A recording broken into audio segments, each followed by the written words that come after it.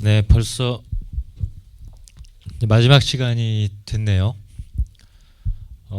오늘은 가급적이면 한 1시간 반 안에 좀 끝내고 나머지 시간 동안은 좀 이야기를 나눌 수 있는 시간을 가질 수 있도록 노력을 해보겠습니다. 그래서 PPT도 다른 때에 비하면 좀 짧은데 또 어떻게 될지 모르겠어요. 제가 또 어저께는 지난번에는 효 얘기하느라고 또 자, 오늘 주제가 이제 요건데요.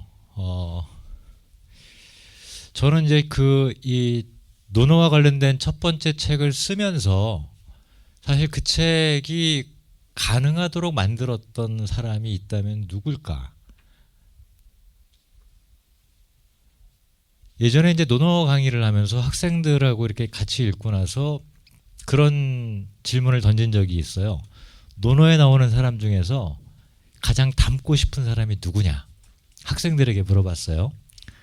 그랬더니 역시 자공을 얘기하더라고요. 왜냐?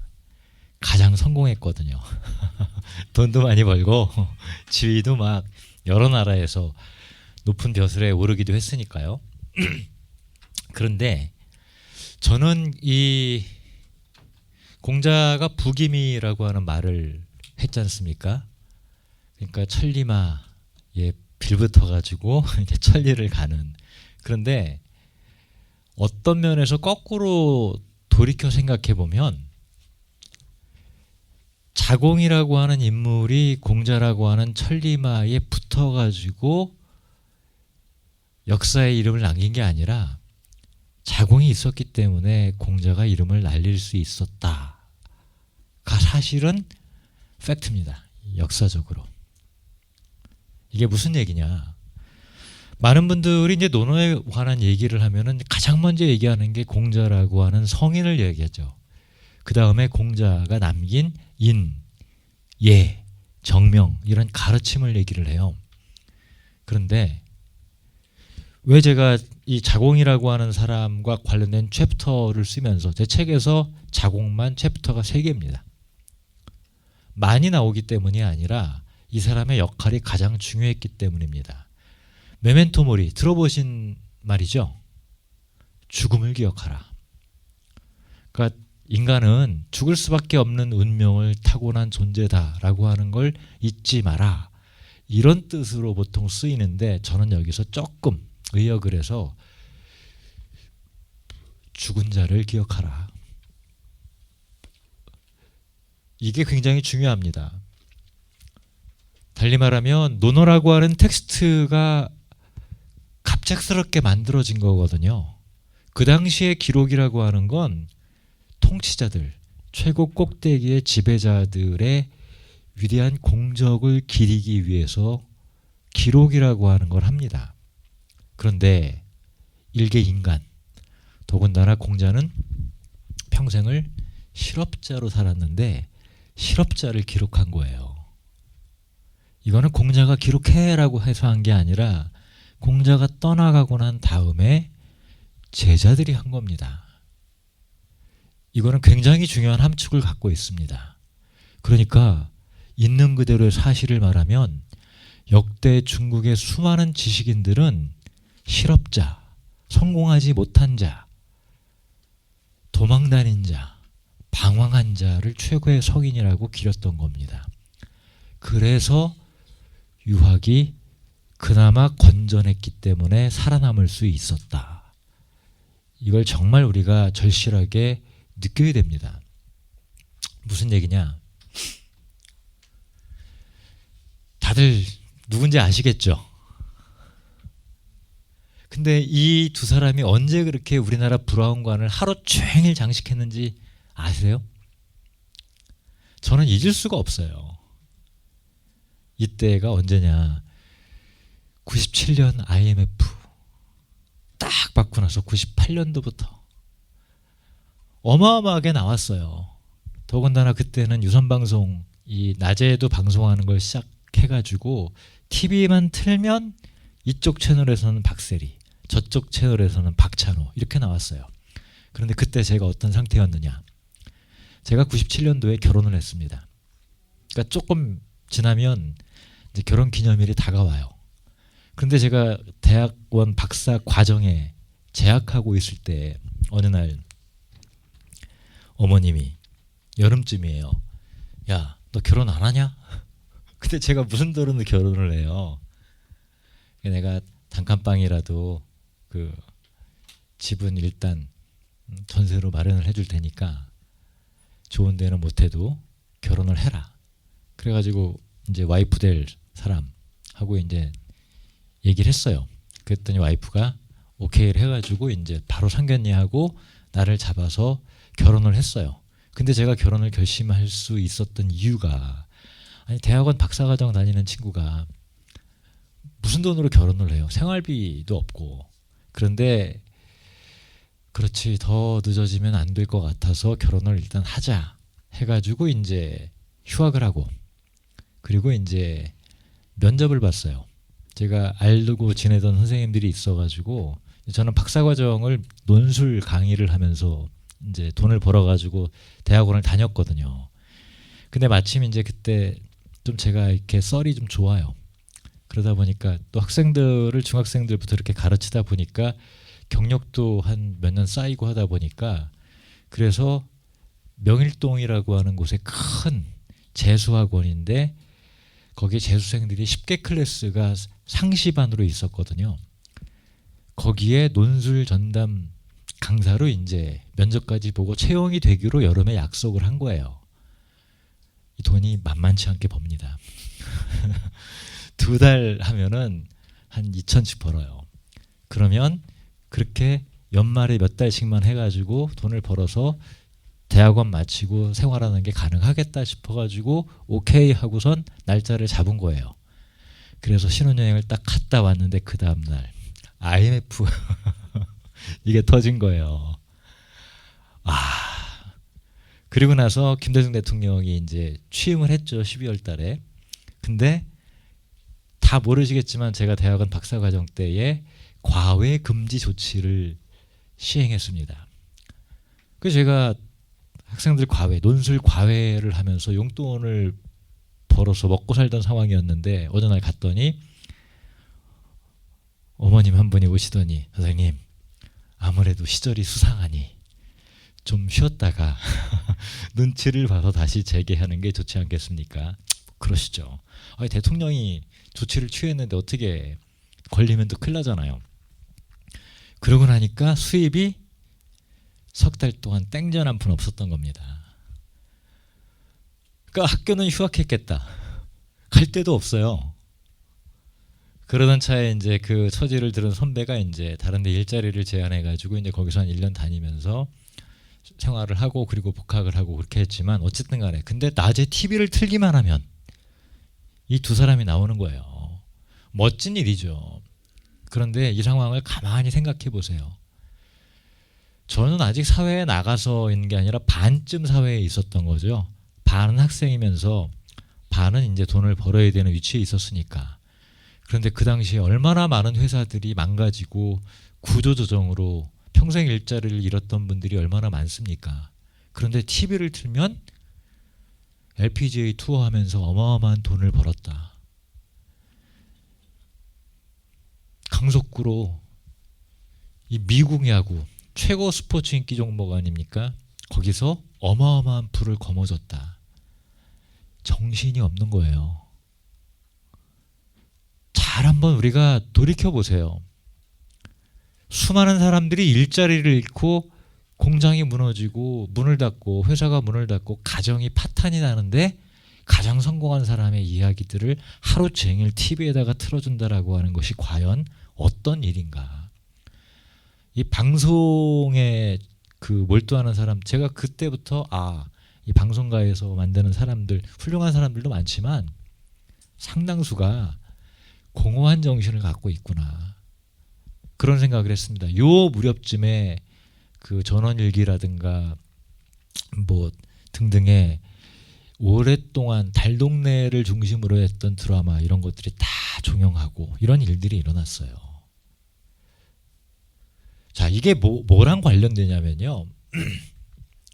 자, 논어와 관련해서는 2008년도 요 무렵을 전후로 해서 중국이 대국 굴기라고 하는 걸 이야기하기 시작합니다.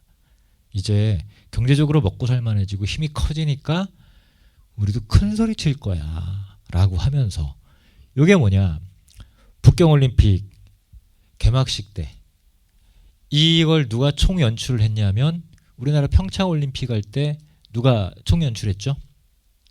송승환 씨. 아, 정말 잘했어요. 그 개막식 폐막식 보면요, 이거 누가 했느냐? 예, 장혜모 감독이 했습니다. 그런데 장혜모 감독이라고 하는 사람의 영화를 보면 초창기의 영화들은 정말 위대한 영화들이 많아요. 그런데 영웅이라고 하는 영화부터는 쓰레기 영화예요. 쓰레기 영화예요. 그게 별로 볼만, 그냥 허리우드에서 저기 람보3 같은 영화라고 보시면 됩니다. 그래도 람보3라고 하는 거는 월남전에 참전했던 미군 병사들이 미국 사회로 돌아간 다음에 그 트라우마 때문에 제대로 사회에 적응하지 못하는 그런 부분을 통렬하게 비판하는 어떤 그런 메시지가 들어있던 대단히 의미 있는 영화였거든요. 그런데 영웅이라고 하는 영화부터는 장혜모 감독의 영화는 그냥 화면 멋있고 그럴듯하니까 멋있어 보이긴 하지만 메시지는 꽝입니다. 꽝. 그 간단하게 소개를 하면, 혹시 인디펜던스 데이라고 하는 영화 대부분 보셨을 거예요. 외계인이 와가지고 지구를 침공했는데 나중에 미국 대통령까지 전투기를 몰고 싸워요. 그러면서 마지막 출격을 하기 전에 대통령이 사막 한가운데, 기지 한가운데서 이렇게 얘기를 합니다. 오늘 전 인류는 저 외계인들의 침공으로부터 우리가 독립한 날이다. 인디펜던스 데이로 기억될 것이다. 라고 쫙 연설을 하고 비행기를 타고 딱 출격을 합니다. 그런데 미국 시민이라면 우리 대통령이 독립기념일이라고 선언하는 게 그럴듯하죠. 근데 왜 지가 전 인류를 대표를 해요? 그렇잖아요. 이건 한국 사람들이 보기에는 웃긴 거예요. 뭐 유엔 회의를 만들어 가지고 미국 대통령을 전 인류의 대표자로 세웠다 그러면은 그런 자격이 있을 수 있겠지만 그게 아니잖아요. 유엔이라고 하는 것은 물론 힘의 논리가 작동하긴 하지만 협의체 기구인데 기본적으로. 자, 이런 식으로 등장하는 공자의 모습, 먼 곳에서 친구가 오니 반갑지 아니한가, 이걸 내세웠지만 이런 방식의 공자는 논어 속에 있는 공자가 아닙니다. 그는 실업자 공자가 아니에요. 뭐냐, 전통 그 중국에서 통치자들이 떠받들던 자신의 인격의 대체물이에요. 공자가 이렇게 위대한 사람이고 그 위대한 가르침을 이어받은 게 나니까 너희들은 내 말을 따라야 된다라고 하는 권위의 표현이거든요. 바로 이거는 기독교라고 하는 서구의 문명의 대항마로서 유교라고 하는 것을 종교적으로 파급하기 위한, 말하자면 인문학적인 선언이라고 할 수가 있습니다. 이런 거를 과거에 뭐라고 불렀냐면은 제국주의 혹은 패권주의의 출발을 여기서 보여주고 있는 거예요. 장혜모 감독의 영화는 그 패권주의의 선전 영화에 가까운 방식으로 바뀌었습니다. 이거는 우리가 읽으려고 하는 논어라고 하는 책의 진정한 메시지의 정반대쪽에 위치해 있어요. 자, 무슨 얘기냐면요, 우리가 정말로 읽어야 되는 논어의 메시지는 바로 이거라고 생각을 합니다. 이 메시지는 누구의 메시지냐? 공자의 메시지이기도 하지만 그를 기록하기로 마음먹었던 사람들의 대표격인 자공이라고 하는 사람의 메시지입니다. 무슨 얘기냐? 노노라고 하는 책은 공자를 주인공으로 하는 한 편의 영화예요. 제가 그동안 계속 노노의 구절들을 굉장히 새로운 방식으로 소개를 드렸죠. 전통 주석적인 방식이 아니라 그 당시의 역사, 그 속에 등장하는 사람들 사이의 삶의 관계, 이런 것들 속에서 그런 것들이 진짜 어떤 내용들이고 어떤 방식의 상황이었기에 이런 대화들이 가능했을까를 제가 계속 설명을 드렸는데, 달리 말하면 공자가 죽고 나서 공자의 제자들 가운데 다수가 3년상을 합니다. 그런데 자공은 6년상을 했어요. 더 길게 한다라고 하는 건 자기가 정통의 계승자다, 제일 세다라고 하는 걸 강력하게 표현하는 방법이거든요. 그런데 놀기만 했느냐? 그게 아니라 거의 대다수의 학자들이 동의하는 바가 그 기간 동안에 그동안 제자들이 마음에 외우거나 기록했던 공자에 관한 기록들을 모으는 작업들을 거기서 처음 했을 것이다. 그래서 거기서 이루어진 기록들이 이런저런 방식으로 흩어지고 됐다가 한나라 초기에 책으로 묶여 나온 것이 논어다. 이거는 통설이거든요. 자, 그렇다면 왕이 아닌 자를 기록한다라고 하는 행위를 한 적이 없어요. 그런데 이들 사이에서 자공이 나서서 우리 하자, 여기에 동참하는 일, 최초의 사건들이 일어난 겁니다. 근데 그는 갔잖아요. 그의 육신이 갔고 그의 말과 행동은 우리의 기억 속에만 남아있는데, 이 사람을 왜 기록할 만하지? 왕이 아닌데? 그냥 변변찮은 선비, 선생, 서생으로 살다가 실업자로 살다가 간 사람이에요. 이 사람을 우리가 기록한다라고 하는 것은 왕처럼 대접한다는 뜻이거든요. 바로 그를 주인공으로 하는 기록을 만들었다. 달리 말하면 우리가 알고 있는 공자는 이 자공이라고 하는 연출자가 메가폰을 들고 쓴 각본 연출에 의한 영화 한 편을 보는 것과 같다. 근데 영화를 보고 나면 우리 마음속에 남는 게 있잖아요. 도대체 자공이라고 하는 사람은 우리들에게 뭘 보여주려고 했던 건가? 바로 죽은 자를 기억하라. 여기다가 이렇게 말할 수도 있고, 또 혹은 그 니체의 말, 자기 자서전 제목이죠. 에케호모, 이 사람을 보라. 우리가 산다라고 하는 것은 이 사람이 보여준 삶, 그것 자체가 우리의 하나의 모델이 될 수 있다. 이 사람이야말로 우리가 진정으로 기억할 만한 삶의 표본이다라고 하는 생각을 논어에 기록하는 행위를 통해서 담고 있다라고 하는 겁니다.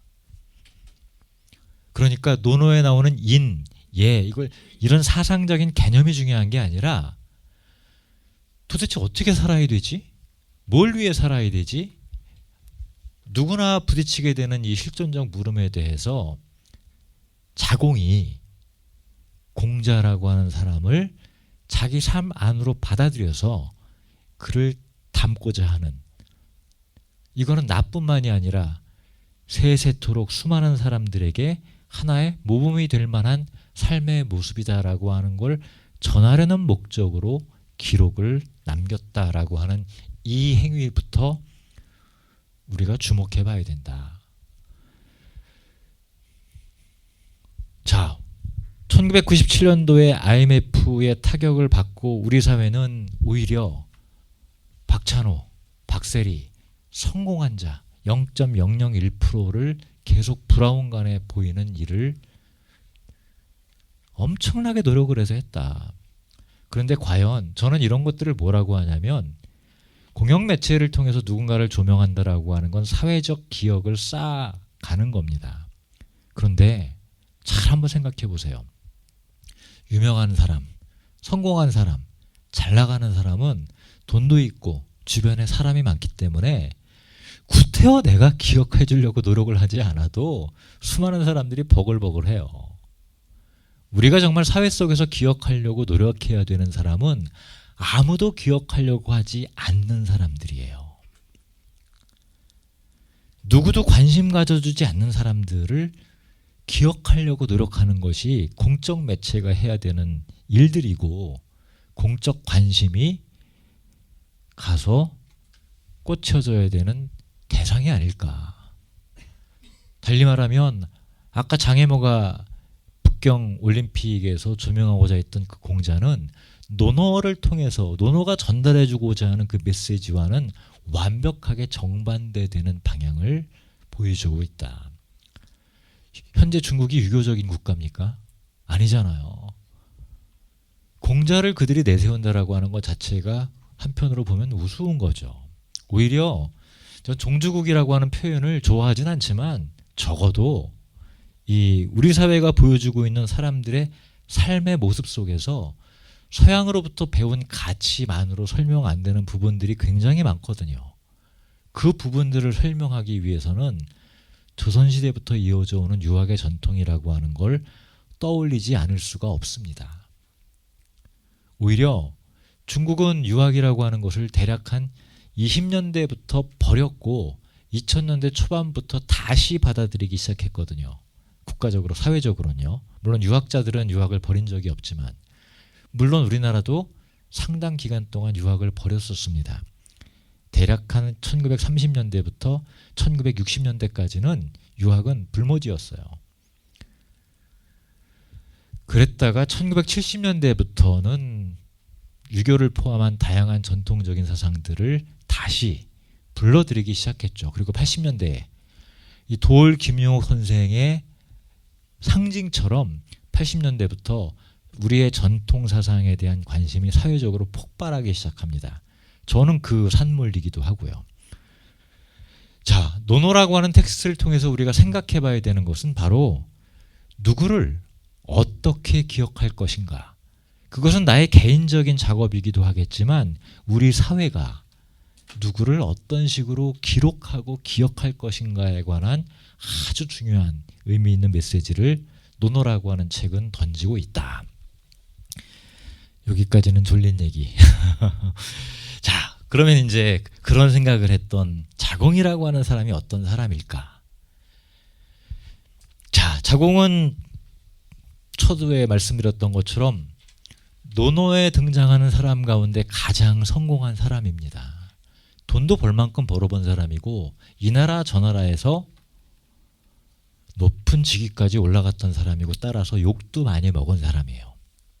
그런데 이 논어에 등장하는 대화를 보면 티키타카라는 말 아시죠? 티키타카.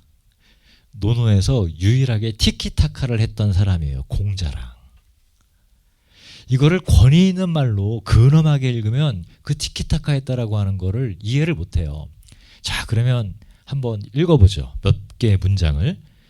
자공이 조심스럽게 공자에게 말했다. 자, 제가 지난번에도 말씀드렸다시피 공자의 제자들이 공자에게 질문을 할 때는 묻다, 그리고 물음의 대상인 단어, 문인, 선생님, 인에 대해서 여쭙겠습니다. 혹은 정치, 정사와 관련된 일에 대해서 여쭙겠습니다. 예에 관해서 여쭙겠습니다. 하면은 공자가 답변하고 끝이에요. 그런데 첫날 봤던 재하, 지가 말이 길어요. 그런데 자공이 늘 질문을 이렇게 합니다. 선생님, 가난하지만 있는 자에게 아첨하지 않고, 부유하지만 없는 자에게 뽐내지 않는 사람이라면 어떻습니까? 일단 질문이 명확해서 좋긴 하지만, 이 정확하게 이 논어와 같은 고문들을 읽을 때 이런 것들을 일반적인 상황으로 읽으면 안 돼요. 지금 가난하지만이라고 하는 말을 썼잖아요. 누구일 것 같습니까? 네, 아내를 염두에 두고 한 말이에요. 아내처럼 가난하지만 당당하고 아첨하지 않고 꼿꼿하게 자기 삶을 살아가는 그런 삶의 모습. 그런데 부유하지만 누굴까요?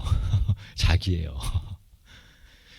공자의 제자 가운데 가장 돈 많이 번 사람이에요. 실제로 공자 학교를 자공이 돈을 대서 운영했다라고 하는 건 다 기록에서 한결같이 이야기하고 있는 거거든요. 그렇지만 없는 사람들에게 뽐내지 않습니다.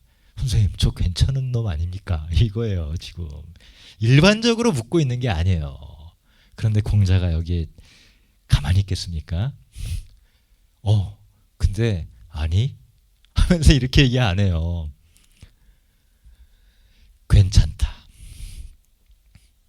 아랫사람이랑 대화를 할 때 나이 먹은 사람이 욕먹지 않는 이유는 이게 다 쉽지는 않더라고요. 틀린 얘기를 해도 야, 그건 아니야. 이렇게 하지 말고 그건 좋아.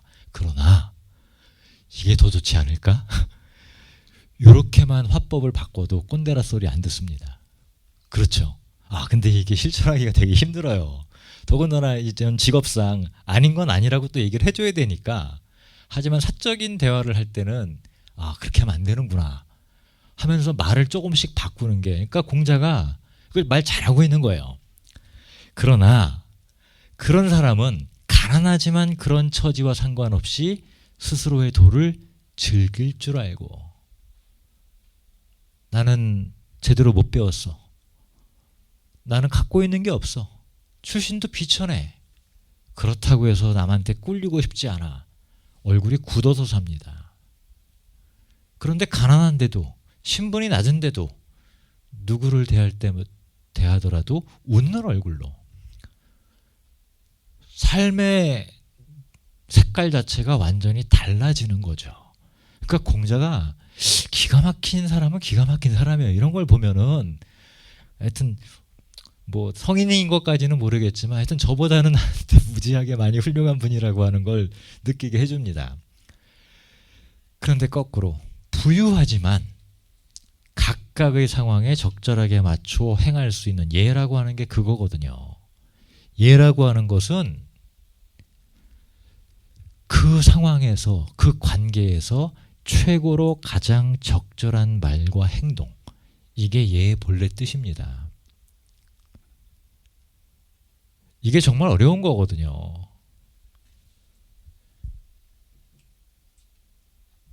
예라고 하는 것이 격식에 따라서 규칙을 지키는 거라고 생각을 하는데 그거는 공자의 마인드에 없던 표현이에요. 마음을 담는 거고 마음을 표현하는 거거든요. 예를 들면 가까운 사람에게 안 좋은 일이 있어요. 그럴 때 그 사람이 나와 어떤 관계인가에 따라서 내가 어느 만큼의 적절한 행동을 해야 될지, 이거는 쉬워요. 그런데 나랑 관계가 안 좋아요. 그런데 거기 가서 막 오버하면서 이러면은 상대 쪽에서 네 이렇게 하지만 얘가 왜 이러지? 왜 이렇게 오버하지? 오히려 관계가 더 안 좋아질 수도 있거든요. 그러니까 너랑 나랑 사이가 좋지 않지만 네가 그런 불행한 일을 당했다는 거에 대해서는 나도 마음이 아프다. 이 마음을 상대방이 오해하지 않고 받아들이도록 마음을 전하는 방식이 어떤 행동일까와 관련된 결론으로 내가 어떻게 해야 될까, 그게 예거든요. 그러니까 제사 지낼 때 뭐를 오른쪽에 놓고 뭐를 앞에 놓고 뒤에 놓고 이런 얘기는 공자의 마인드에는 없는 겁니다. 그래서 제가 이 제사의 정신, 차례를 지내고 제사를 지내고 부모님을 기리는 정신에서 가장 중요한 것은 공자의 말대로 하면 마음을 보여주는 거예요. 그래서 정병섭이라고 하는 그 선생님 49권짜리 이 두꺼운 책을 도서관 가서 확인했더니 한쪽 서가를 꽉 채웠더라고요. 전통 주석서를 다. 그래서 제사를 하는 정신의 핵심을 한마디로 말하면 무슨 뜻입니까? 라고 물어봤더니 그 선생님이 보고 싶다. 보고 싶은 부모에게 마음을 표현하는 것이 바로 제사다. 다른 거는 다 불필요하다는 거라는 겁니다. 그러니까 같은 방식의 얘기예요. 그런 거를 좋아하는 사람만은 못하다. 그러니까 공자는 자공의 말을 무시하지 않으면서 한 수를 더 떠서 뭔가를 주고 있지 않습니까? 그런데 사실 자공은 칭찬할 줄 알았거든요. 이 이어지는 말들을 보면 그래요. 예상했던 말이 안 나온 거예요. 하지만 선생님이 누르면서 얘기한 게 아니라 그래 그거 좋아. 그러나 이보다는 그래도 이게 더 낫지 않을까. 그러니까 자공이 뜻을 알아챘어요. 전해오는 시에 보면 뼈나 뿔, 상아나 옥돌 등을 다듬을 때 조심스럽게 자르는 듯, 부드럽게 가는 듯, 곱게 쪼는 듯 다듬는 듯하다. 절차탕마입니다. 옥돌을 잘못 갈게 되면은 깨지게 되면은 날아가잖아요, 완전히. 정말 조심조심 살살 다뤄야 되는데 그런 것처럼 시경에 나오는 말이 있는데 바로 이런 것을 두고 한 말이로군요. 선생님, 이거 무슨 얘기입니까? 이렇게 어려운 말 썼다고 해서 어렵게 이해할 필요가 없어요. 선생님, 저 노력하고 있지 않습니까? 좀 봐주세요. 이 뜻이에요, 이게. 그러니까 알아들은 거죠. 자공아, 이제야 비로소 네가 나와 함께 시를 논할 만하구나. 이 주위의 주석을 보면 뭔가 심오한 대화를 얘기하는 것처럼 얘기를 하는데 그런 게 아니란 얘기입니다. 아니 뭐 시 한 편에 무슨 뭔가 우주를 움직이는 심오한 게 어디 있겠어요. 이게 불교의 선문답도 아니고 선시도 아니고 그냥 선생님 가난해도 자기 자존심 지키면서 사는 놈 그게 괜찮고 돈 많다고 해서 남들 함부로 무시하지 않고 쪼개지 않으면 그런 놈 괜찮은 놈 아닙니까? 그렇지. 그 정도면 괜찮은 거지. 그런데 가난하고 지위가 낮아도 즐겁게 자기 인생을 즐길 줄 알고 부유하더라도 자기가 그 부유한 돈을 어떻게 쓰는 것이 가장 적절할지 때를 맞춰서 제대로 쓰는 사람이라면 그건 더 좋은 거 아닐까? 요 정도 얘기예요. 이걸 갖다가 무슨 뭐 심오한 얘기를 하는 것처럼 이렇게 과장해서 이해할 필요가 없다는 얘기입니다. 그런데 사실 제가 쉽다라고 얘기하지만 정말 찢어지게 가난한 사람이 자존심 지키며 산다라고 하는 게 진짜 어려운 거 아닙니까? 돈이 진짜 많은 사람이 인색하다 소리 안 듣고 사는 게 정말 어렵습니다. 그런 거 생각하면 이건 단순한 대화는 아니죠. 어쨌든 간에 이런 얘기들을 우리 사회에서도 늘 하는 얘기들이고요.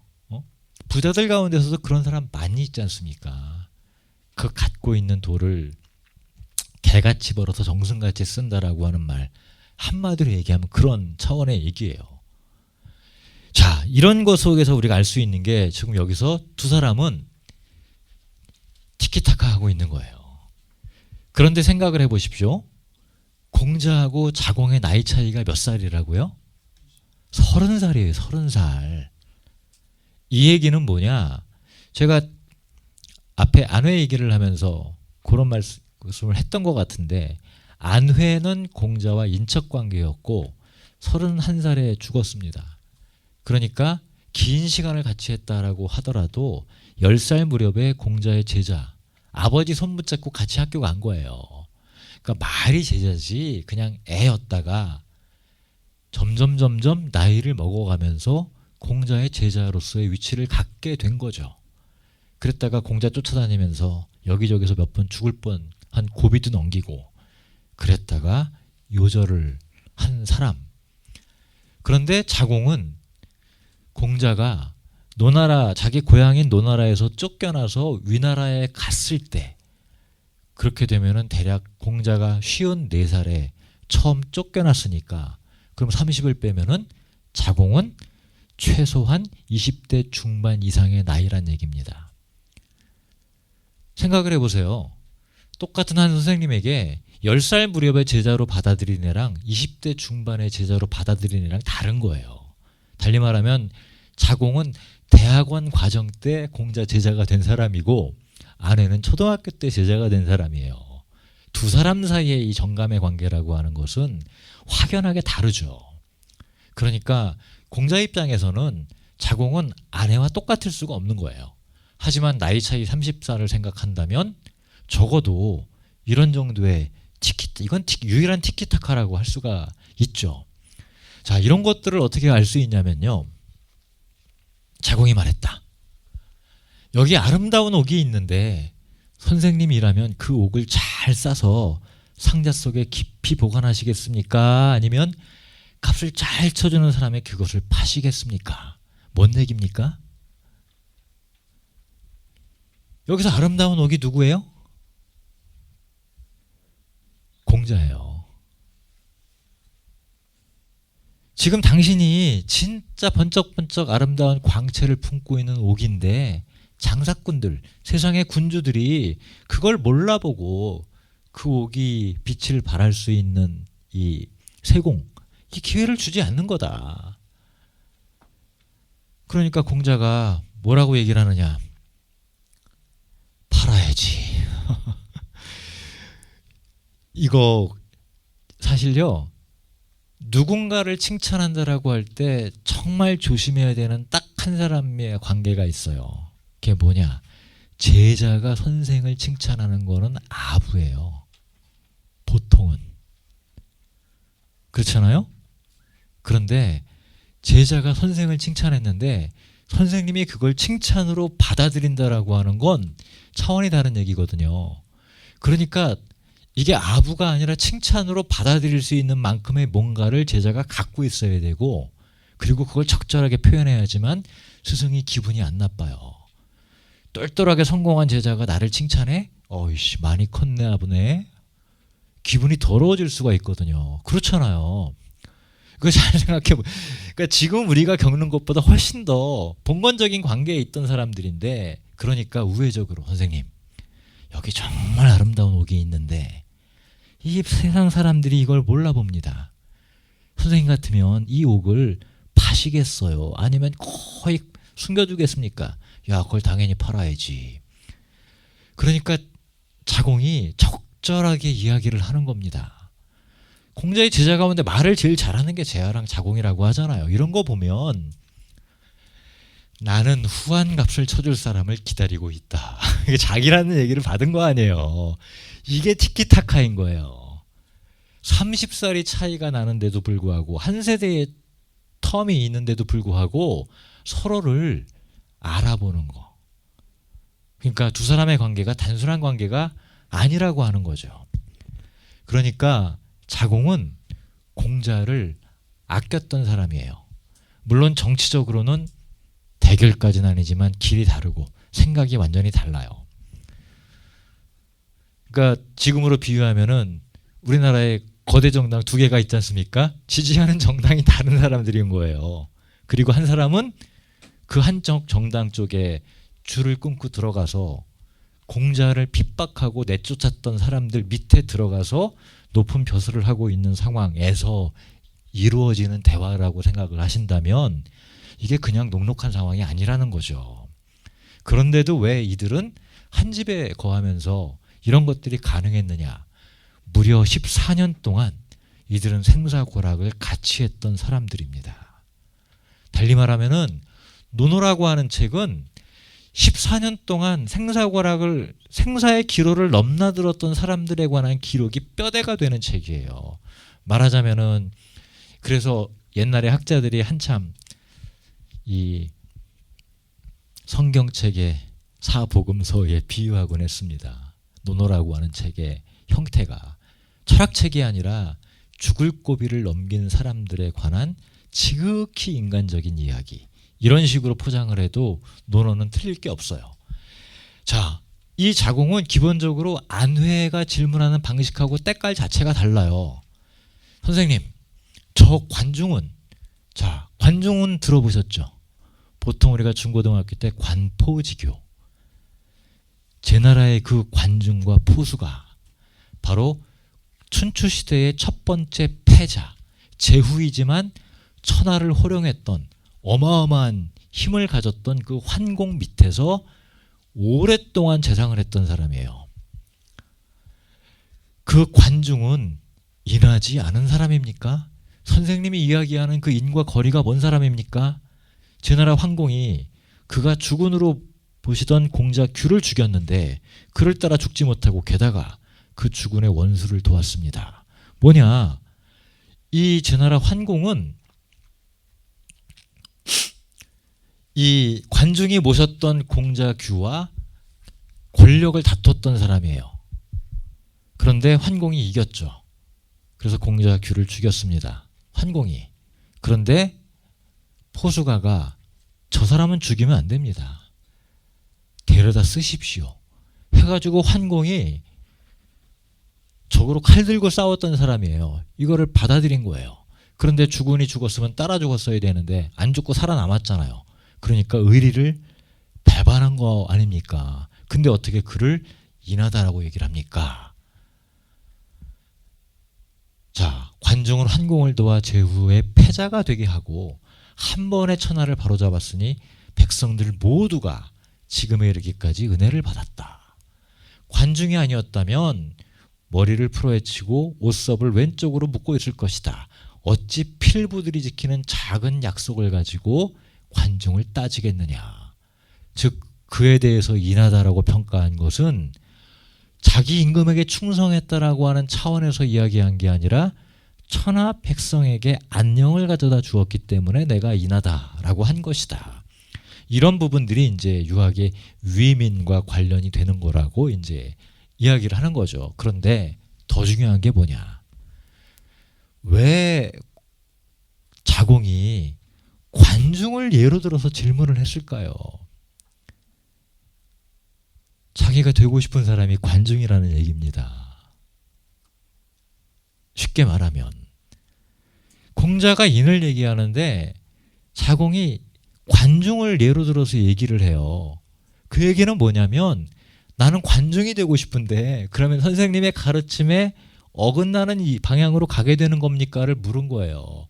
그러니까 이 문장 속에서 중요한 건 뭐냐면 자공이라고 하는 사람의 야심, 포부가 관중과 같은 사람이 되는 거였다라고 하는 걸 잘 보여주는 문장입니다.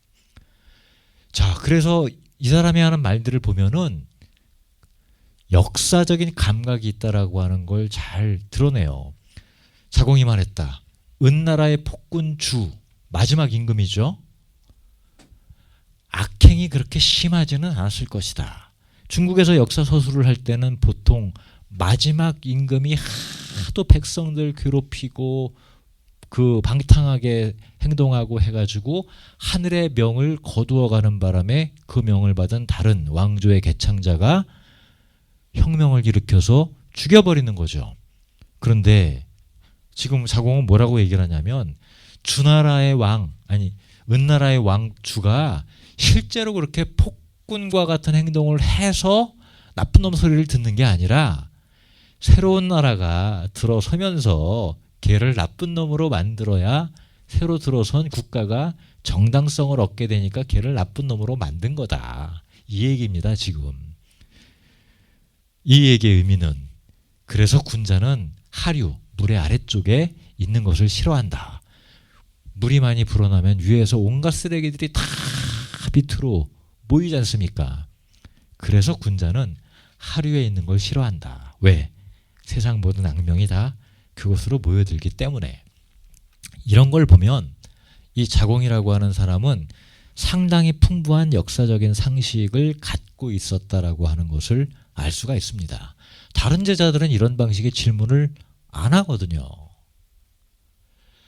자, 그리고 나서 이제 이런 얘기를 통해서 보면은 우리 선생님의 문장, 말씀 중에서 내가 여러 가지를 들었는데 우리 선생님께서 성과 천도에 대해 말한 것은 내가 들어보지 못했다. 이 얘기는 전에 제아를 얘기하면서 제가 말씀을 드렸었죠. 즉 인간의 본성에 관한 이야기와 우주가 어떤 방식으로 움직이는가에 관한 논의들은 제자들 사이에서 새롭게 등장한 담론이다. 그러니까 이걸 보면은 첫 번째 맨 앞에 대화에서는 시를 언급하죠. 역사를 언급하죠. 그리고 여기서는 철학적인 주제를 토론을 합니다. 그러니까 논어에 등장하는 사람 가운데서 공자만큼이나 박학하고 다식한, 즉 문사철을 겸비한 사람은 자공에 필적할 만한 사람이 보이지 않습니다. 뭐 제아라든가 특히 이제 자하 이런 사람들은 이해하기가 밝았다라고 얘기를 하지만 자공은 이런 인문학적인 감각, 철학적인 감각을 두루두루 겸비하고 있는 굉장히 똑똑했던 사람이라고 하는 거를 알 수가 있어요. 자, 그러다 보니까 공자의 제자 가운데 공자와 생사고락을 같이 했던 사람들 가운데 가장 늦게 합류한 사람이 자공임에도 불구하고 자공은 거기서 공자 다음에 넘버원 자리로 바로 올라갑니다. 말하고 행동하는 기록들을 잘 뜯어보면 실제로 말을 꺼내는 거는 자로가 떠들지만 실제로 행동과 관련된 부분들을 결정하는 행동은 오히려 자공에 의해서 이루어진 것처럼 보이는 상황들이 굉장히 많아요. 예컨대 여기는 인용하지 않았지만 염구는 노나라 출신이거든요. 공자와 같은. 그러니까 이 자공하고 또래도 비슷한 사람이고, 그런데 위나라에서 자공이 제자로 들어와요. 그런데 거기서 염구에게 선생님이 이 벼슬을 할까 말까를 염구에게 물어봐요. 그 장면은 뭐냐면 두 사람이 또래가 비슷하고 한참 늦게 들어온 사람이지만 적어도 공자와의 관계에 있어서 혹은 공자의 마음을 읽어내는 방식에 있어서 염구가 자공을 자기 앞으로 세우는 존중하는 태도를 보인다라고 하는 게 드러납니다.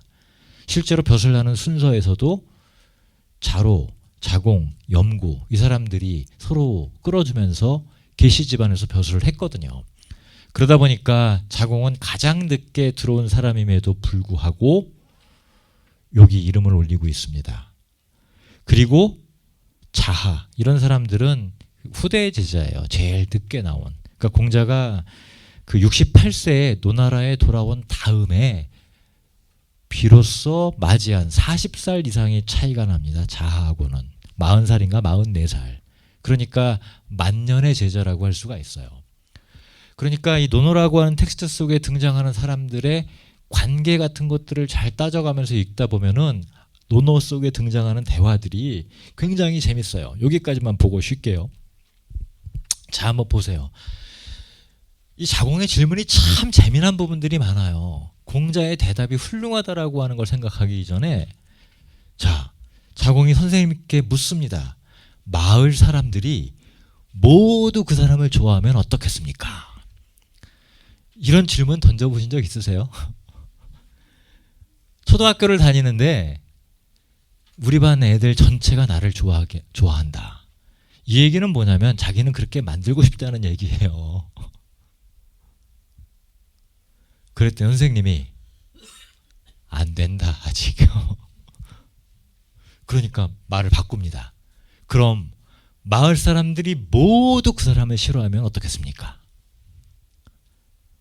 그러니까 그것도 안 된다. 와, 근데 이런 말 보면은 공자가 보통의 품격을 가진 사람은 아니다라고 하는 걸 진짜 느끼게 만듭니다. 마을 사람들 중에 선한 사람들이 그를 좋아하고 선하지 않은 사람들이 그를 미워하는 거, 이 사람이 진짜 사람이다. 야, 이건 진짜 기가 막힌 말 아닙니까? 우리는 이런 거 자체에 관심이 없죠. 우리가 만약에 자녀가 이렇게 질문을 하면은 누구랑 사귀면 좋을까요? 반에서 1등하고 사귀어야지. 우리 사회는 정해져 있어요. 응? 그런데 제가 첫 시간인가 두째 시간에 뭐 그런 고백을 한 적이 있잖아요. 중학교 1학년 때인가 2학년 때 국어 선생님이 떠들다가 뒤로 돌아 세워놓고 나서 이런 문장을 읽게 되면 저의 그 경험이 이제 떠올려지는 거예요. 그게 아주 작은 경험이었지만 저한테는 그게 30대 내내까지도 사람들하고 관계를 맺을 때 뭐 트라우마라고까지 얘기할 수는 없겠지만 늘 머릿속에 떠나지 않고 상념처럼 머릿속에 들어있었거든요. 남들이 싫어하면 어떡하지? 남들이 싫어하면 어떡하지? 근데 30대 박사학위 받고 나서 또 한 10년을 반성해 보니까 저는 그냥 학문적으로만 말하고 이렇게 한 건데 가만 돌아보니까 남들이 나를 재수없다고 생각할 가능성이 99.99%구나 라는 걸 깨달았어요. 그래가지고 그러니까 예를 들면 이제 저는 논문을 투고해가지고 한 번도 떨어진 적이 없거든요. 그러니까 이런 얘기는 구태여 안 해도 되는데 혼자만 품고 있으면 되는데 이 얘기를 하면은 남들이 진짜 재수없어하는 거죠. 아 그래서 이런 얘기를 하면 안 되는구나 해가지고 한 4, 5년을 학회를 안 나갔어요. 제 전공 분야 학회를. 그리고 이제 몇 년 있다가 이제 다른 학문 분야에서 활동을 했으니까 그리고 나서 나가기 시작하니까 이제 사람들이 좀 잊을만 할 거 아니에요. 그때는 어떤 선생님이 논문을 발표하든 간에 논평을 할 때 5분 이상을 떠들지 않았습니다. 발표를 할 때 앞에 발표가 늘어지고 하면은 20분, 30분, 40분 발표를 하는데 저는 5분 동안 발표하고 끝냈어요. 그러니까 논평자가 한 20분, 30분 얘기를 해요. 근데 틀린 얘기를 하더라도 제가 보기에 틀린 얘기를 하더라도 거기서 아 이건 아니고 이렇게 토론은 안 하고요. 아 시간이 많이 늦춰졌으니 한잔 하시면서 편하게 얘기하시죠라고 답을 안 했어요. 그러면 술자리에 가면 그 선생님이 제 손을 꽉 잡으면서 김 선생 오늘 논문 좋았어 하면서 오히려 마음이 풀어지는 거예요. 아 이거구나. 그러니까 모든 학자들은 다 학계에서 인정받고 싶어 하잖아요. 그런데 노력하는 양을 보면은 논문 쓰는데 들어가는 양은 다 비슷하거든요. 누가 더 노력하고 누가 덜 노력하고 그렇게 얘기할 수가 없는 건데도 불구하고 그래도 좀 제대로 잘 본 게 있고 급하게 쓰다 보니까 좀 못 본 게 있고 잘하고 못하고의 차이는 분명히 그때마다 조금씩 있을 수가 있는데 그거 조금 더 잘 봤다고 그걸 있는 그대로 왜냐면 어차피 글이 남아있기 때문에 다른 사람들이 보면 아 이게 맞는 얘기구나 아 요거는 조금은 좀 덜하네 이걸 다 알 수 있거든요. 그런데 구태여 내가 옳고 너는 틀리고 아 이거 싸우는 게 어리석은 거구나. 그러고 나서 학계에서 제 적이 사라졌습니다. 그 전에 저를 막 안 좋아하던 분들이 지금은 잘 지내고 있고 재밌게 학회에서 만나서 놀고 있어요. 그러니까 이런 말들이 이거는 진짜 어려운 태도죠. 이건 진짜 훌륭한 사람을 얘기하는 건데 사실 우리는 모두가 좋아할 만한 사람이 되고 싶은 마음이 있지만 다 누구나 이런 생각이 있잖아요. 근데 공자에 의하면 이거는 가능한 것도 아니지만 좋은 것도 아니다라고 얘기를 합니다. 모든 사람에게 미움받는다. 이런 사람은 되면 안 되죠. 그런데 내가 좋아하는 사람, 괜찮다라고 하는 사람들이 나를 좋아하고 혹은 사람들이 별로 안 좋다라고 생각하는 사람이 나를 싫어한다면 나는 꽤 괜찮은 사람일 수도 있겠다. 이건 정말 분명한 것 같아요. 그러니까 이런 문장들을 보면 제자들이 따라다닐 만하긴 하죠.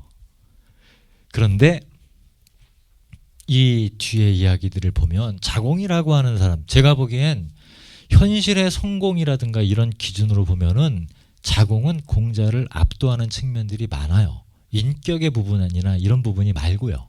현실에서는. 그런데 그렇게 잘난 인간이 왜 그 죽을 고비를 넘겨가면서까지 그를 떠나지 않았고 그가 죽은 뒤에도 6년이라는 시간 동안 남아서 그를 기리고 그에 대한 예를 갖추고 나서 자기 인생을 살기 위해 떠났을까? 도대체 자공이라고 하는 인물에게 공자는 어떤 사람이었을까? 우리는 이런 질문을 던져볼 만하죠.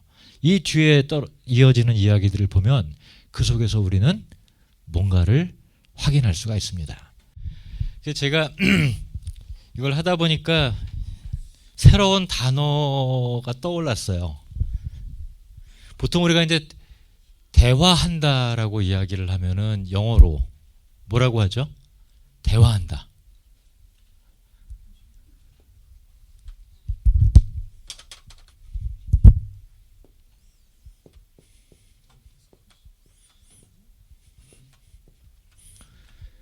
다이얼로그라고 하죠. 이게 디아.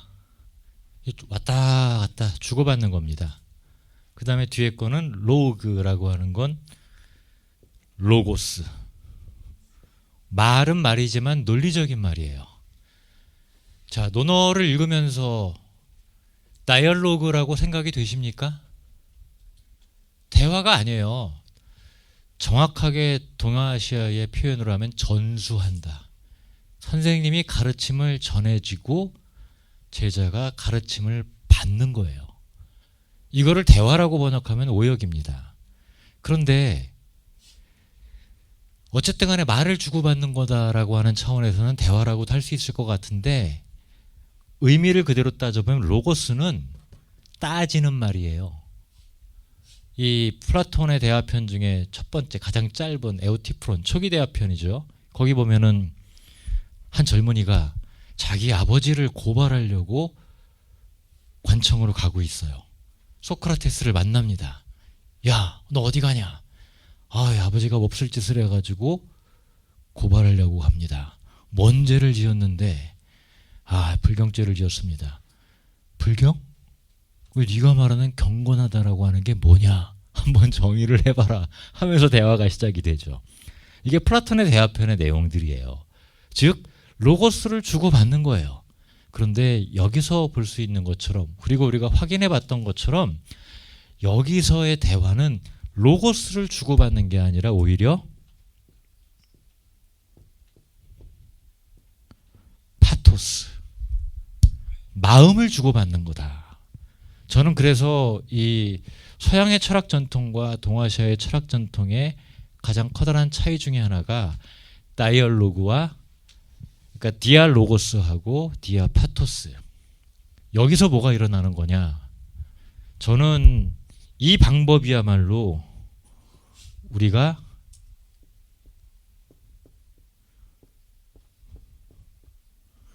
초월이라고 하는 걸 만들어낼 수 있다.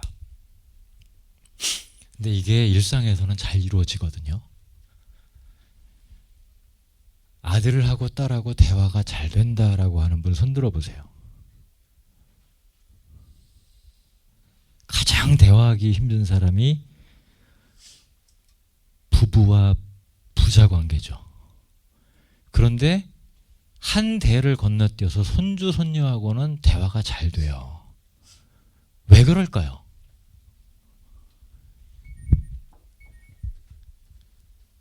부모 자식 간에는 누구 말이 옳은지를 가지고 말을 주고받아요. 그런데 손주들하고 대화할 때는 옳고 그름이 중요하지 않아요. 그렇지 않나요? 무조건 손주가 옳아. 근데 옳고 그름이 중요하지 않은 상황이고요. 사실은 마음을 헤아리고 마음을 주고받는 거기 때문에 여기서 뭐가 일어나느냐? 초월이라고 하는 게 일어납니다. 정이 발생을 해요.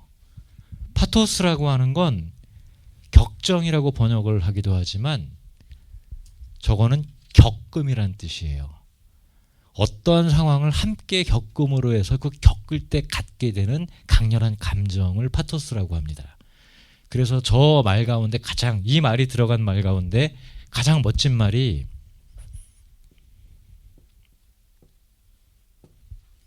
심은 함께란 뜻입니다. 함께 겪는다. 함께 겪으니까 함께 나누는 거고 함께 느끼는 거예요. 이게 심퍼시란 뜻입니다. 그러니까 노노라고 하는 텍스트에서 기록하고 있는 건 말들의 기록이 아니라 공자와 14년 동안 같이 죽을 고비를 넘기며 함께했던 사람들의 겪었던 마음을 기록한 텍스트이다. 그런데 서로 정파적으로 다른 사람을 지지하고 각자의 길도 다른데 왜 이 사람들이 함께 모여있지? 바로 함께 겪었던 저 삶의 정감 느낌을 잊을 수가 없는 거죠. 그리고 그 중심에 공자가 있었기 때문에 그를 기록하자. 사실은 그를 통해서 자신을 기록한 거고 그들 모두를 기록한 것이다라고 말할 수 있지 않을까. 바로 마음을 주고받는 행위에서 초월이라고 하는 게 일어난다. 이게 우리 사회가 정말 가져야 되는 겁니다. 옳고 그름을 따지는 방식으로만 모든 것이 해결되는 게 아니거든요. 제도를 논의하고 법을 논의하고 정책을 논의할 때는 그게 필요해요. 하지만 실제 대화의 현장에서는 마음을 헤아릴 수 있어야 된다. 그래야 초월이라고 하는 것이 이루어집니다. 초월이라고 하는 것이 어려운 게 아니에요. 물론 이게 네거티브한 것도 있고 포지티브한 것도 있어요. 분명히 와이프랑 저랑 싸울 때 와이프가 잘못을 했는데 막 서로 막 핏대 올리다가 와이프가 울기 시작하면 제가 질 수밖에 없잖아요. 그렇잖아요. 그러면 제가 할 수 있는 건 딱 하나예요. 미안해. 이것도 초월이거든요. 우리가 초월이라고 하는 걸 저 하늘 위에 있는 높은 거라고만 생각할 필요가 없어요. 그거는 말의 간극을 뛰어넘는 거고요. 그 말의 간극을 뛰어넘는 순간에 우리는 마음과 마음이 만나는 기적을 체험하게 됩니다. 사실 종교적 체험이라고 하는 것이 바로 거기에 연장선상에 있죠. 자, 이런 걸 보면은 그런 걸 잘 알 수가 있어요. 이 자존심 높기로 비교가 안 될 만큼 뻗대던 인간인데 이 자공이라고 하는 사람이 어떻게 변화된 모습을 보여주는가를 확인할 수가 있어요. 선생님, 군자도 미워하는 게 있습니까? 이때 이 군자는 누구를 얘기하는 거냐면 선생님을 얘기하는 거예요. 군자의 표상이 자공에게는 공자 아닙니까? 그러니까 선생님 같은 분에게도 미워하는 게 있습니까? 그러니까 선생님이 말했다. 있지. 다른 사람의 나쁜 점 말하는 거 미워하고 아래에 있으면서 윗사람 헐뜯는 거 이런 거 미워하고 용감할 줄만 알지 예의가 없는 사람 미워하고 과감할 줄만 알지 꽉 막힌 사람 미워한다. 이게 누구 얘기겠어요? 자공 얘기입니다.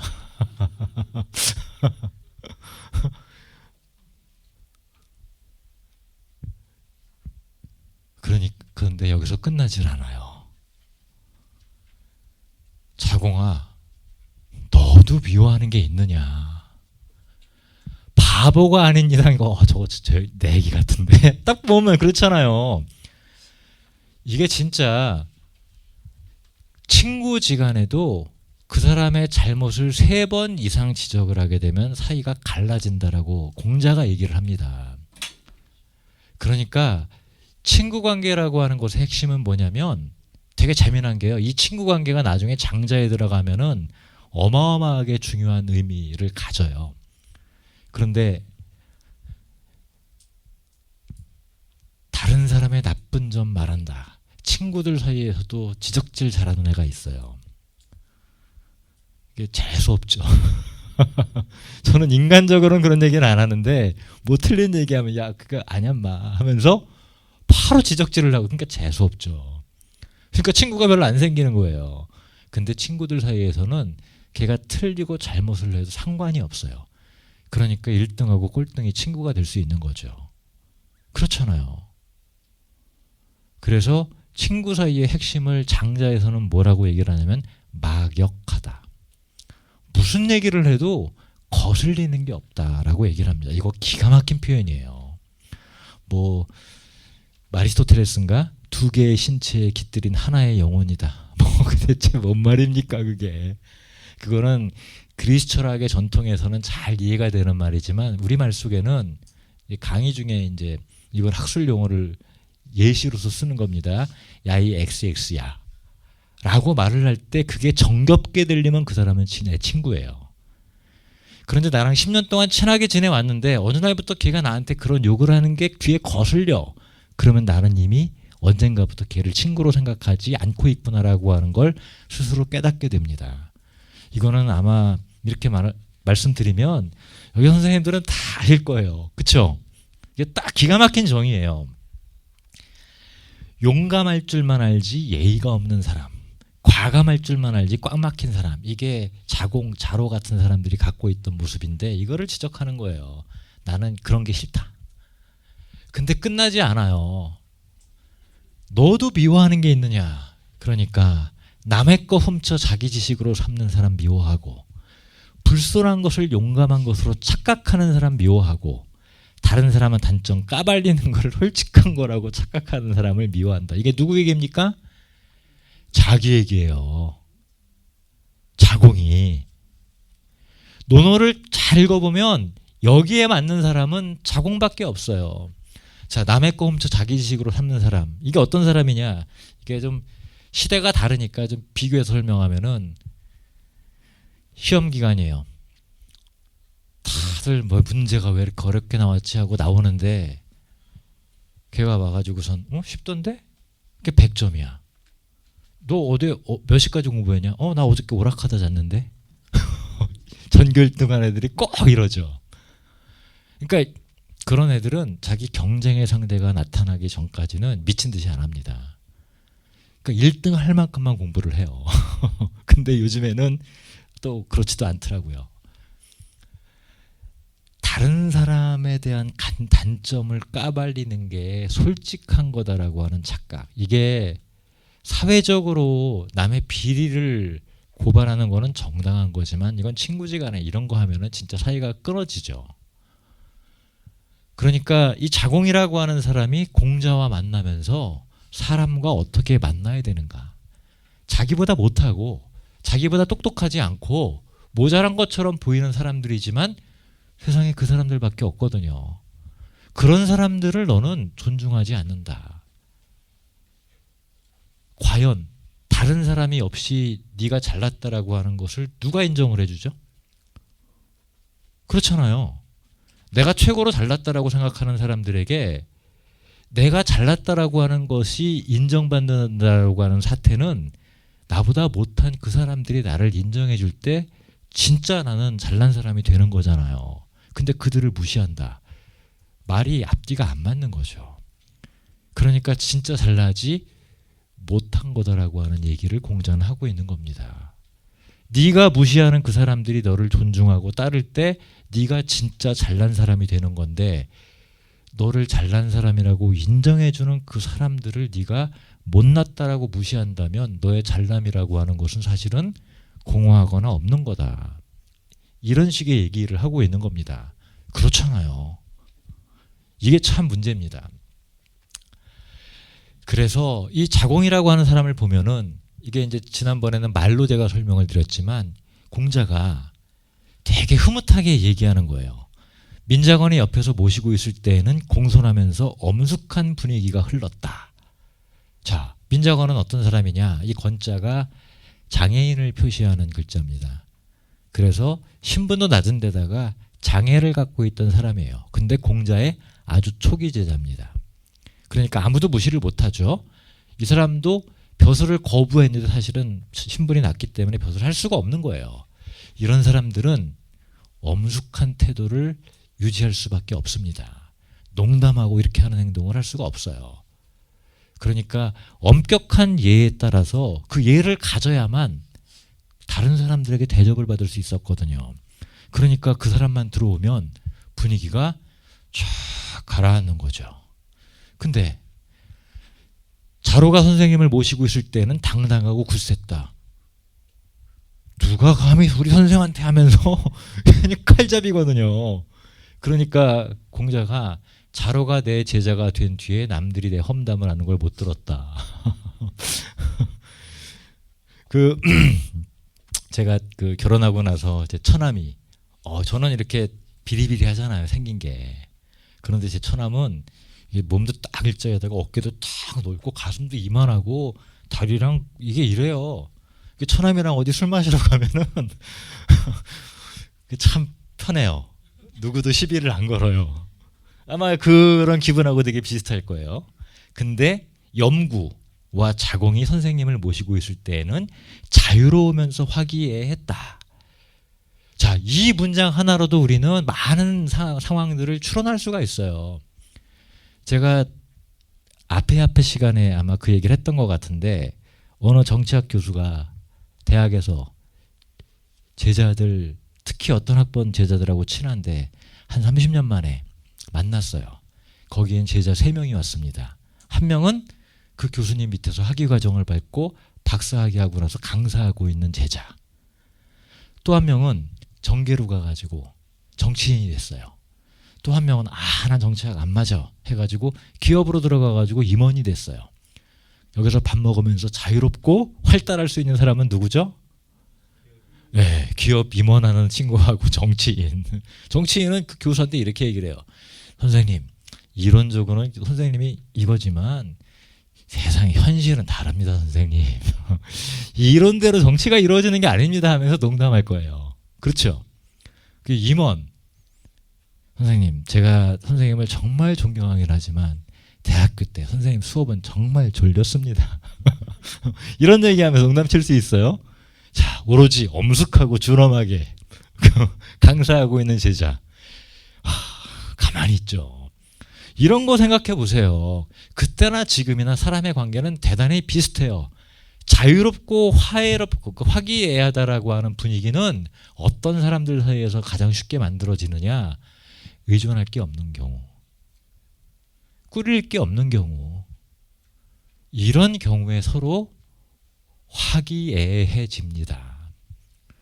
아무리 상대방이 호의로 나에게 뭘 도와주고 모임에 나오라고 한다고 하더라도 저 사람이 내 모임의 비용을 다 대주면 불편해서 자유롭고 화기애애해질 수가 없어요.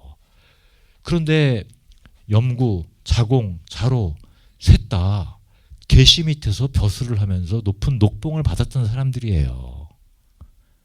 민자건, 천민이란 말이에요.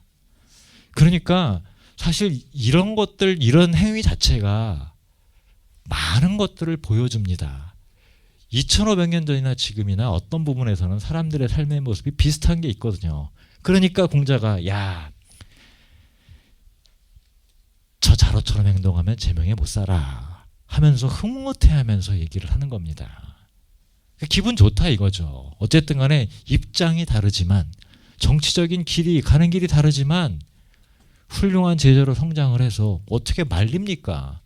가르친다고 해서 될 사람들이 아니잖아요. 9살 차이고 내가 60이 넘었는데 10살 차이밖에 안 되는 50대를 너 이래라 저래라, 이게 아니거든요. 그러니까 이들 사이의 관계는 반쯤은 친구고 반쯤은 사제관계이기도 하고 반쯤은 서로를 존경하는 관계이기도 했다. 뭐 어마어마한 수준 밑에서 훌륭한 그 제자들이 막 이렇게, 그런 관계는 이 세상에 정말 드뭅니다. 선생님이 말했다. 자공아, 너는 내가 많이 배워서 잘나는 사람이라고 생각하느냐? 그렇지 않습니까? 야, 아니야. 나는 하나로 꿰어냈어. 굉장히 유명한 말이죠. 자공이 이런 것들을 배운 겁니다. 여기서 하나로 꿰었다라고 하는 건 뭐예요? 수많은 지식을 안다라고 하는 게 중요한 게 아니라 그 수많은 지식을 갖고 있는 나의 삶은 일관되게 한 가지 길을 갔다, 이 뜻이거든요. 이걸 갖다가 뭐 이리관지를 갖다가 뭐 복잡하게 설명을 하는데 굉장히 많은 부분들을 알고 있기지만 결국 하나로 꿰었다라고 하는 건 뭐예요? 나의 삶은 흐트러지지 않고 한 길로 걸었다. 이 버트란드 러셀이라고 하는 영국의 철학자가 2차 대전 와중에 수많은 사람들을 앞에 두고 이성적이고 합리적인 사유라고 하는 것이 얼마나 중요한지를 강변하는 강의를 했고, 원자 폭탄과 같은 것들 반대하는 운동을 가장 먼저 했던 사람 가운데 하나입니다. 그게 바로 비트겐슈타인인가? 사람이 논리적이기는 쉽다. 그런데 평생을 통해서 일관되게 논리적이기는 어렵다. 이런 말을 남겼어요. 같은 종류에 해당하는 얘기입니다. 이걸 뭐 공자가 성인이니까 뭐 어려운 방식으로 설명을 하는데 다 같은 정도의 얘기예요. 자, 그런데 자공은 그러면 공자에게 어떤 사람이었을까? 선생님이 얘기를 합니다. 아무도 나를 알아주지 않는구나. 아니, 제자들은 그렇게 성공했는데 나는 실업자로 계속 제자들이 벌어다 주는 돈으로 학교 운영하고 하고 있단 말이에요. 가끔씩 스트레스가 오고 이게 내 인생의 단가, 막 회한이 들고 할 때는 공자도 인간이니까. 근데 자공이, 선생님 어째서 선생님을 아무도 알아주지 않는다고 하십니까? 나 있잖아요. 이 얘기예요. 근데 왜 자기가 찔리는 이야기를 할 때는 자로한테 가서 야, 나 부적절한 거 한 거 없어 하면서 변명하고, 아무도 나를 알아주지 않는구나, 하소연이잖아요. 왜 하필 이 얘기를 자공 앞에 가서 했을까? 이런 얘기를 할 만한 제자니까 이 얘기를 하는 겁니다. 찌질한 애한테 가가지고 이런 얘기를 하면은 이상한 얘기 나와요. 그러니까 공자가 이런 말을 할 만하니까 자공한테 이렇게 얘기를 하는 거예요. 공자가 말했다. 나는 하늘을 원망하지 않고 사람을 탓하지 않으며 아래로부터 배워서 위에 도달했다. 나를 알아줄 이는 오로지 하늘뿐일 것이다. 자로의 말이 위로가 됐다는 거죠. 그래, 네가 날 알아주는구나 이렇게 얘기하면 스승의 격이 떨어지지 않습니까? 창피하잖아요. 그런데 하늘뿐이다. 자로 앞에서 자공 앞에서 했다라고 하는 건 그래, 너는 알지. 자공을 이렇게 대접해 주는 말을 하고 있는 겁니다. 이 제자로서 이런 얘기 들으면 얼마나 뿌듯한데요. 제가 딱 한 번 아주 잘난 체 한번 제가 그 대학원 시절에 정말 저는 복을 많이 받았어요. 그러니까 석사 과정 3학기 때 처음 논문을 발표했는데 그게 학술지에 실렸고 박사 과정 들어가자마자부터 이제 그걸 봤던 다른 여러 학교의 선생님들이 이제 저를 발표하라고 시키고 해가지고 저는 박사 과정 1학기 때부터 학술 대회에서 계속 논문을 발표하고 토론하고 하는 일들을 평소 하듯이 했어요. 그러니까 학위 논문 쓰기 전에도 이미 여러 편의 논문을 많이 쓰고 학위를 받은 격이 됐는데 그게 가능했던 이유는 뭐냐면 석사 과정 때부터 당시에 40대 그 당시 우리나라에서 가장 잘 나가던 교수님들하고 같이 세미나를 했거든요. 형 아우 소리 하면서 그거를 10여 년 이상을 같이 했어요. 격의 없이. 그러다 보니까 일단 초짜인 제가 위에서 노는 얘기들을 매번 10년을 들은 거예요. 제가 거기서 공부를 하다가 농담 막 한문책 읽으면서 농담을 하는 게 쉽지가 않은데 그 공부를 합류한 지 3년 만에 선배들이 막 술 마시면서 농담을 주고받는데 제가 한마디 했더니 선배들이 웃는 거예요. 와, 그러니까 그 농담하는 대화에 끼는데 3년이 걸린 거예요. 그리고 나서 두 번째 농담 성공하기까지 6개월이 걸렸어요.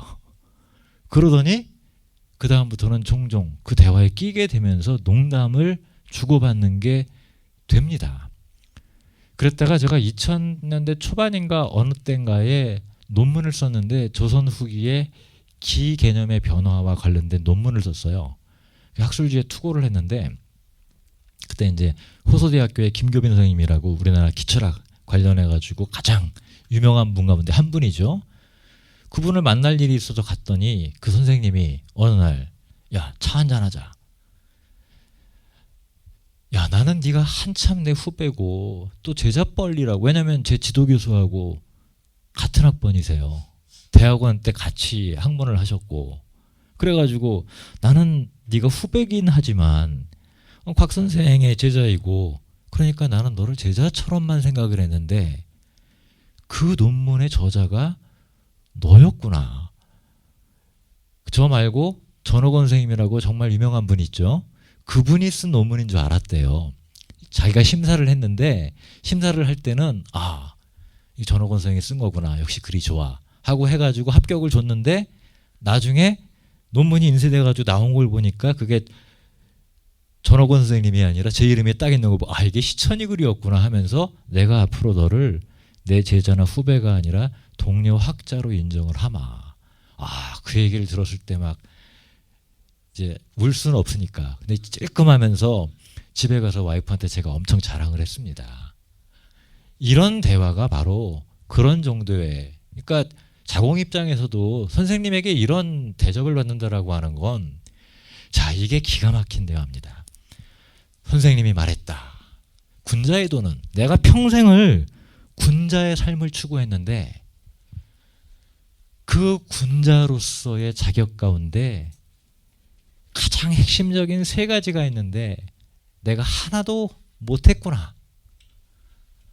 어진 사람은 근심하지 않고 지혜로운 사람은 현혹되지 않고 용기 있는 사람은 두려워하지 않는다고 하는데 나는 이 세 가지 가운데 하나도 못하는 삶을 살았구나 라고 한탄하듯이 자조하듯이 이야기를 하는데 선생님은 지금 자기 자신에 대해서 말씀하고 계십니다.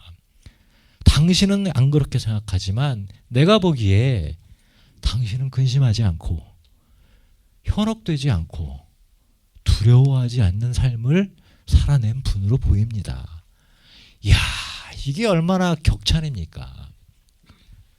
이게 사람 격조 있는 대화라고 하는 거. 이거는 나이에 의해서 대접받는다 하는 그런 게 아니라 그 사람을 정말 사람으로, 그 사람의 삶 전체에 대해서. 그 공자는 자조하고 있는데 자공이 선생에 대해서 이렇게 칭찬을 합니다. 칭찬은 고래도 춤추게 한다 그러잖아요. 나이가 많은 사람 칭찬하는 건 더 어렵지 않습니까? 근데 칭찬하는 능력을 기를 필요가 있습니다. 제가 해봤더니 좋아하더라고요. 누가? 저도 연습해봤어요. 이런 거 책 쓰면서 저라고 왜 실전 연습을 안 해봤겠습니까? 제치도 교수님. 물론 이제 제가 30대 때는 이런 거 꿈도 못 꾸는데 이 책 쓰면서 이제 40대 중반이 되니까 가끔씩 선생님이랑 이렇게 사적으로 대화할 때 은근하게 선생님 이렇게 띄워주면은 좋아해요. 근데 그것도 아부처럼 보이지 않게. 처음에는 쉽지가 않았는데 선생님이 은근하게 기분 좋아하더라고요. 먼저 슬쩍 일어나시더니 계산도 하시고. 자, 이 자공과 공자의 관계에서 우리가 볼 수 있는 게 바로 이거죠. 이런 대화들은 로고스를 주고받는 대화가 아니라 파토스, 함께 삶을 살아가는 사람들끼리 삶에 묻어나는 진한 감정을 서로 주고받고 인정하는 이런 대화. 여기서 논어의 아름다움이라고 하는 게 드러나는 게 아닐까. 그리고 이 서를 통해서, 이 서라고 하는 말은 자공과 공자의 대화에서 나옵니다. 선생님이 말했다. 아마 서일 것이다. 이게 자공이 인에 대해서 묻는 질문에 대한 답이에요. 자신이 원하지 않는 걸 다른 사람에게 하지 않는 거. 유학자들, 송나라 시대의 유학자들이 받아들인 인의 개념이 바로 이거예요. 그리고 전 세계 모든 도덕과 윤리 체계에 똑같이 들어가 있는 이것. 이거는 윤리의 기본이라고 하는 거죠. 이거 말고 상대방이 원하는 거를 하게 해준다라고 하는 것은 오히려 왜? 상대방이 원하는 것이 뭔데?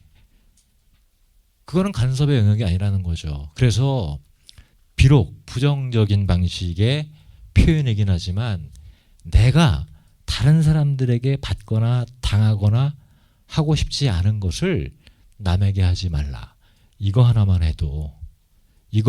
근데 이게 가능하려면 저게 있어야 된다는 거. 바로 심퍼시. 더 좋다면 마음을 주고받는 대화가 이루어질 수 있다면 풀리는 거죠. 저는 이 자공과 공자의 대화 속에서 바로 세대를 건너뛰고 정치적인 입장을 건너뛰고 나이를 건너뛰고 나라가 다릅니다. 나라를 건너뛰고 하면서 마음을 주고받는 사제관계 속에서의 무언가를 창출했다. 바로 이 흐르는 강물처럼 공자가 상류에 있는 물이라면 제자들이 거기에 합류함으로써 물이 늘어난 거다. 그러니까 논어라고 하는 텍스트에 자활, 하기 쉽으면 불력 여로와 이런 문장만 있으면 논어는 저는 그렇게 인기 있는 책이 되지 않았을 거라고 생각을 합니다. 그 수많은 사람들인 제자들과 관계 속에서 수많은 이야기의 숲들이 펼쳐지고 그 이야기들 속에서 대화를 읽다 보니까 풍부하게 후대 사람들에게 하나의 모델이 될 수 있었던 것 아닐까. 그러니까 논어는 자공이라고 하는 사람이 만들어낸 한편의 영화 같은 텍스트이기도 하고 물에 비유하면 저 상류에 속하는 물인데 이 물이 흐르고 흘러서 가끔씩 혼탁해지기도 하고 다시 맑아지기도 하고 하면서 흐르는 거대한 강물이다. 그때 그 강물을 혼탁하게 하느냐 맑게 하느냐라고 하는 것은 그 사람들이 공자를 어떤 사람으로 기억하는가에 따라 다르다. 적어도 황하를 흐르는 물보다 한강을 흐르는 물이 더 맑은 것 같아요. 우리는 이걸 갖다가 중국을 욕할 필요는 없어요. 이 맑음을 더 혼탁해지지 않도록 노력하면 되는 거죠. 어떤 것이 좋은지는 그냥 보면 알거든요. 바로 그 물이 맑게 되느냐 흐리게 되느냐를 결정하는 게 죽은 사람을 어떤 식으로 기억하느냐. 20세기 한국에서 공자를 예찬했던 수많은 사람들은 그가 도덕군자라고도 얘기했지만 그 공자님이 살아계셨다면 민주주의를 받아들였을 것이다.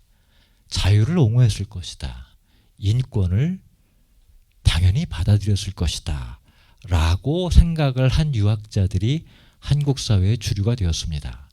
그런데 중국의 유학자들은 어느 순간 받아들이는 척 하다가 지금은 받아들이지 못하겠습니다. 라고 외치는 유학자들로 바뀌었습니다.